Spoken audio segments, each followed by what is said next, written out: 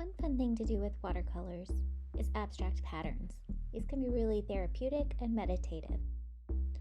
Let's start with a fairly light wash and a flat brush. I'm making some simple stripes, and the key with a simple pattern like stripes is to vary the distance between your stripes and to vary the thickness of your stripes. This will give you some more interest in your work and some visual tension when you see the different sizes of the white paper peeking through. Don't forget, the watercolor is beautiful when you leave the white paper. Traditionally, you don't use white paint with watercolor. Don't forget to clean up your edges so you don't get back runs. I'm just soaking up some of the extra water and paint along the sides. Now that it's dry, I'm going to add a second layer. This time I'm adding a blue. Again, a fairly light wash to start out with. It's important to slowly build your washes so that you can see some of the history of the marks behind it. Don't forget to keep wiping down your table as you paint so that you don't get back runs in your colors. You notice that I do that quite often. Again, I'm using a flat brush. I'm varying the distance between my washes. Sometimes I'm going over the white space and sometimes I'm leaving it behind.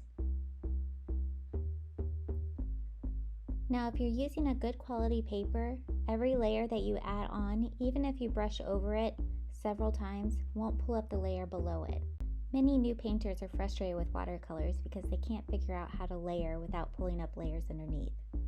That comes down to the quality of your paper. So get good paper if you want to build watercolors. Here I'm going in with a thinner brush and a darker blue paint. I'm using less water with my paint so it's more opaque. Save these layers for towards the end of your painting.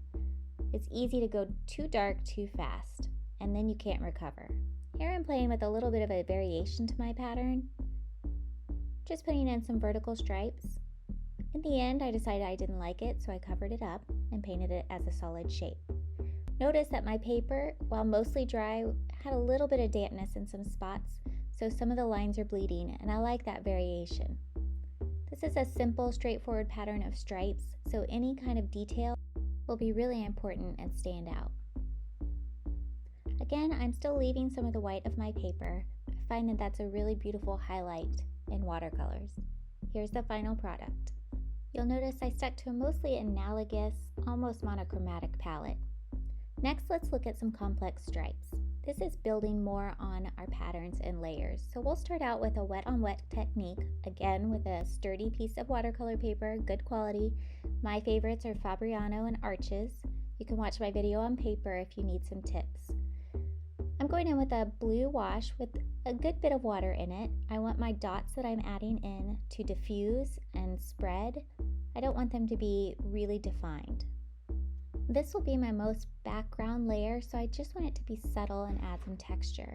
Next, I'm going in with the back end of my paintbrush. You could use a chopstick or anything with a blunt end, and I am scraping into my paper and engraving some lines.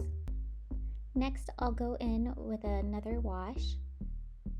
I've let my paper dry, so this wash is going to have a hard edge on one end. Now, sometimes I get my washes a little dark, so with good quality paper, I can go in and lift some of that color without disturbing the layers underneath. You can still see the blue is holding its own, and it's not moving unless I really scrub it with a sponge or something tough. Next, I'll keep adding some layers. I'm adding a second wash over on the left side. I like to stick with the rule of odds, so I'm going to do 3 stripes on this side and then let it dry. Then I'll go in with another wash, again working slowly to build my values. If I get a wash too dark, again I can go back and lighten it up and lift some of the color. Just using clean water, I can just slowly pull that color up. I'm adding some variety to my lines here, again with something simple like stripes, even though this will be a little more of a complex pattern. I like to vary the space in between my stripes, and I like to vary the width of my stripes. So here I'm lifting the color of the green. Seem to be getting that right side just a little bit dark in that big space. Next, I'll use the back end of my paintbrush to emboss some lines into my paper. Don't forget, you need good quality paper for this, or you'll start to rip the paper or pull up some of the paper pulp. As I add more layers to this, the paint will seep into those embossed lines and create a little bit of a value difference in those lines.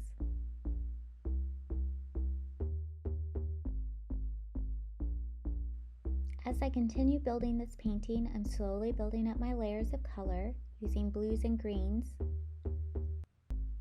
I'm varying the width of my stripes, and I'm remembering to leave some of the white of my paper. This gives a nice highlight that you just can't get back if you cover it up. Even if you lift color, it will stain the paper and you'll never get that white back. As I continue layering my colors, they'll become a little more opaque. As I build more complexity into these stripes, I'm adding a dot pattern. I'm not using a lot of water with my paint at this point, but my paper is slightly damp, so these dots will diffuse slightly. They will hold their shape because the paper is not completely wet. Don't forget to vary the size and the frequency of your pattern to give some more interest and complexity. If my dots seem to diffuse too much, I can always add more paint.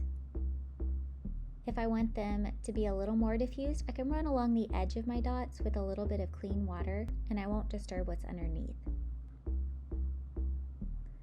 If I want to add some more dots to an area that's dry, I can just add some more water to that stripe and dot in more paint. This time I'm going with small dots.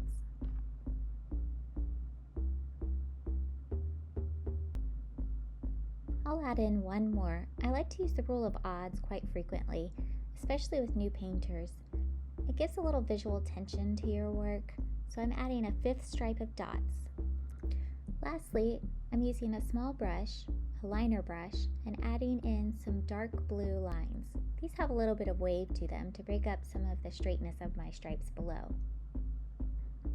Don't forget, with each layer that you add, you need to let your paper dry, unless you're using the dampness of the paper to diffuse some of your shapes. Next, let's look at how to use some curves. I don't typically draw out my patterns first, but you can if you'd like to. Here, I'm continuing on a painting I started in another video, talking about a dragging technique, so let's review. I started with a line of color on dry paper, and I'm using clean water to pull that edge all the way to the edge of my paper. We'll do it again. So starting with a line of paint, using clean water and pulling it right along the edge of paint, all the way to the edge of my paper. Now this time I kind of liked the edge that my brush made, the width of the brush, so I didn't take it all the way to the edge of my paper. I'm using that line to make another shape. I continue layering arches and curves, gradually building up to more opaque colors. So I'm using a fairly light wash of red here. Going back to my gray, I like the neutral tint again from Winsor Newton because it builds a lot of depth to my colors without giving them too much of a change in their hue. I'm building this pattern just by repeating arches over and over and over again. I turn my paper a lot so that I get a better angle to get some of these arches and get a smooth curve. With arches and curves, you don't want wobbles because it detracts from the elegance and the grace of the marks. Now I'm adding some variety with some thinner lines and some thicker lines and building more opaque layers. I can still see the history of the marks underneath, so don't cover those completely up. Also remember to leave some of the white of your paper. This pattern is created by repeating arcs that just bounce around the paper. They almost remind me of a candy cane.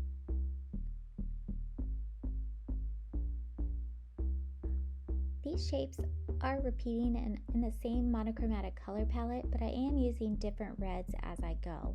So I'm building variety not only with the thickness of my lines and the value of my washes, but also with the types of reds that I'm using.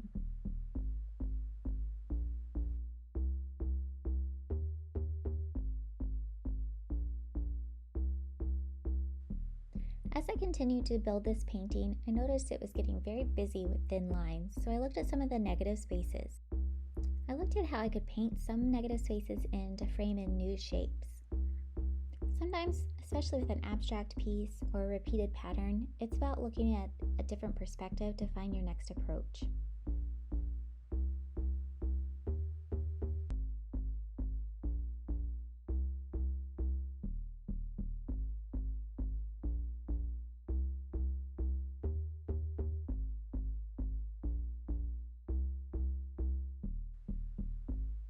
Here's the final painting, and you can see the richness that the dark gray added underneath those red tones. Lastly, we'll look at some plant inspiration. Nature is always a good place to start if you're not sure what you want to paint. Our first layer here will be a stamping technique. I tore off a scrap piece of watercolor paper. I'm adding some paint to the edge and stamping it across in an irregular pattern on my paper. This is a wet on dry technique, so it should dry fairly quickly. I do want this to dry almost completely before the next step. Now I'll go in with some stripes again. I like this for a basis of my plants. I'm looking at a succulent plant and it has a lot of vertical movement, but the pattern along the edges is horizontal. So I want to play with that idea and contrast the two movements. I'll let this dry before my next step. Now I'm going in with a Naples yellow to frame in some of the shapes of the leaves of the plant. When I was finished with this step, I really hated it. I didn't like the composition, I just rushed it and did not enjoy it. So I took it to the sink and I washed the whole thing off. So I'm left with some faded areas and some more opaque areas, and it creates a really beautiful texture. You can do that if you have really good quality paper. Now my paper is soaked, so I let it dry just a little bit until it was a damp stage, and I'm going in with some thinner lines, some thinner shapes of the leaves of my succulent. And I like seeing the horizontal marks going behind it, so I don't want to completely cover those up.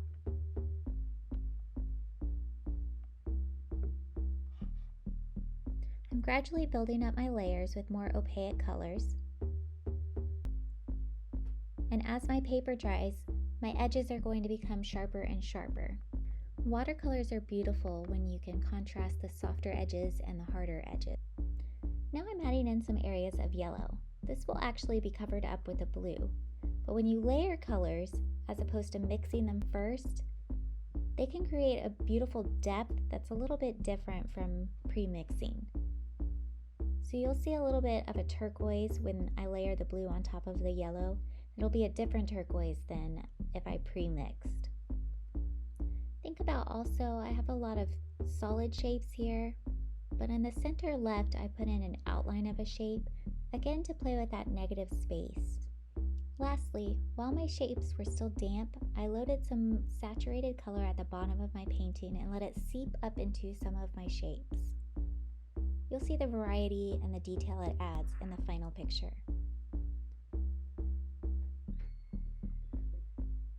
Here's the final image.